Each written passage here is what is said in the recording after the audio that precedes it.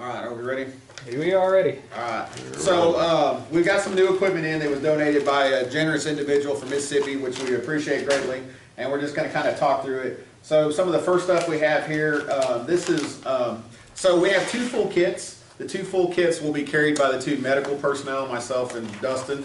It contains a bandage, elastic, cotton bandage, a pair of EMS shears, some nasopharyngeal airways, and some adhesive tape surgical. And then it also contains two cat tourniquets, and then it also contains one of these little kits here. And this kit here contains some first aid and some personal comfort items. It's got lip balm in there, a triangular bandage, rehydration salts, purification tablets, skin markers, back to trace and ointment, a couple of bandages, some safety pins, a field medical card, which is a little triage card, and a first aid instruction sheet. And then he also sent us a bunch of cat tourniquets, which we can use. And there's also some bandages here and some triangular bandages down there, and several molly pouches to keep these things in.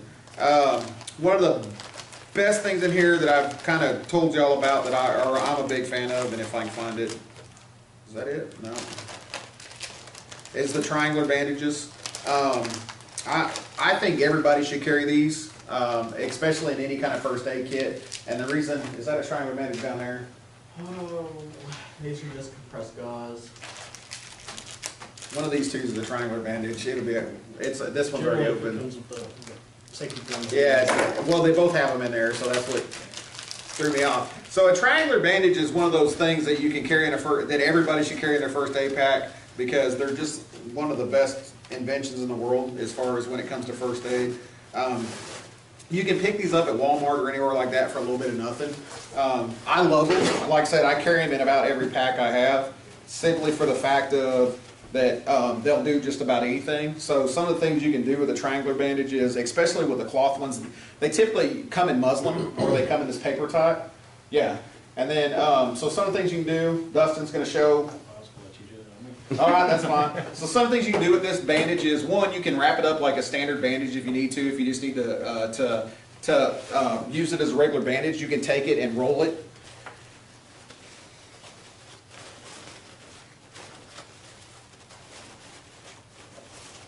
And tie it as a standard bandage if you have an arm wound, a head wound, or whatever, and it'll also help with pressure and that kind of stuff. So it can be used as a standard bandage. Another thing to do if you're lost in the woods, it's great for using for carrying extra material, or a head rag, or something to keep your neck cool, that kind of stuff. So it has a million different usages. This is probably one of the oldest bandages used around, because it's just such a good bandage. And then it also comes in handy if you have somebody who has a broken arm.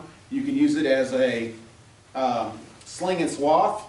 So you grab it back here and you pull this side up, twist it, and tie a knot in it in order to keep their arm from falling out the back side.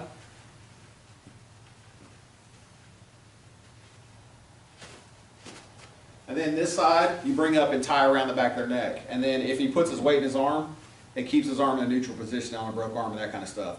Another thing you can use it for, like we had it wadded up earlier, that and a couple sticks make a great splint. If you need to splint an arm or a leg, you can take a couple of sticks and fold these up and tie them down in order to make the splint. So I carry about 4 of these in my bag because they're just universally amazing to have around.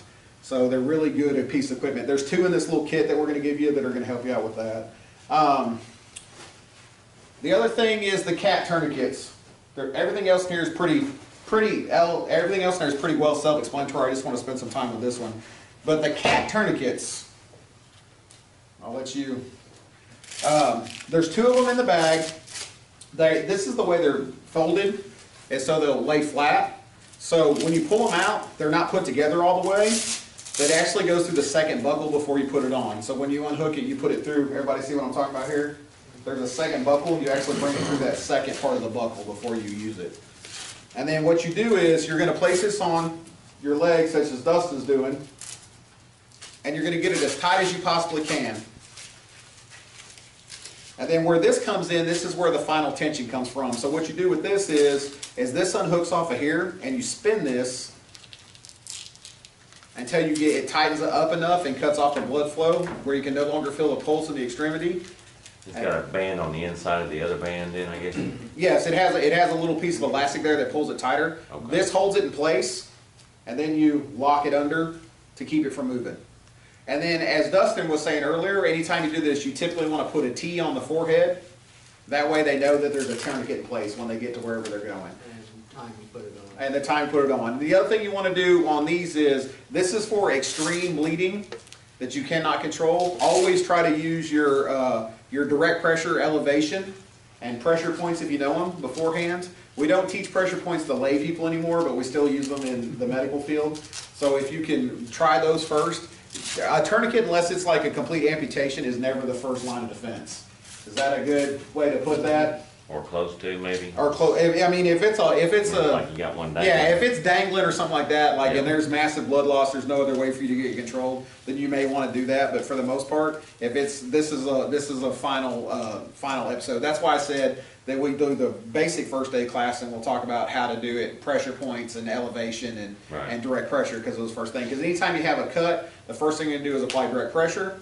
You're going to do that as long as you can. If that doesn't work, and you never remove anything, you just put more on top of it. If that doesn't work, then you're going to elevate it above the heart. And if that doesn't work, you might try your pressure point.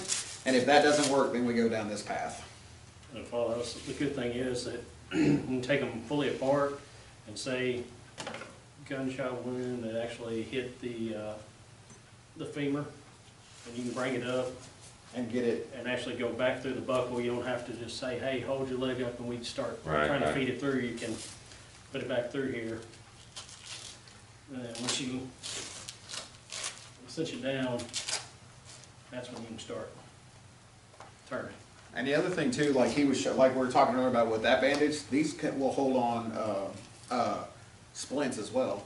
You can use them as just splint holders for it, and without putting too much pressure on it to cut the pressure off, just use it to hold your splint in If place. you have an extremely large person, you can put two together. Yeah, you can, they'll Velcro together where you can do that.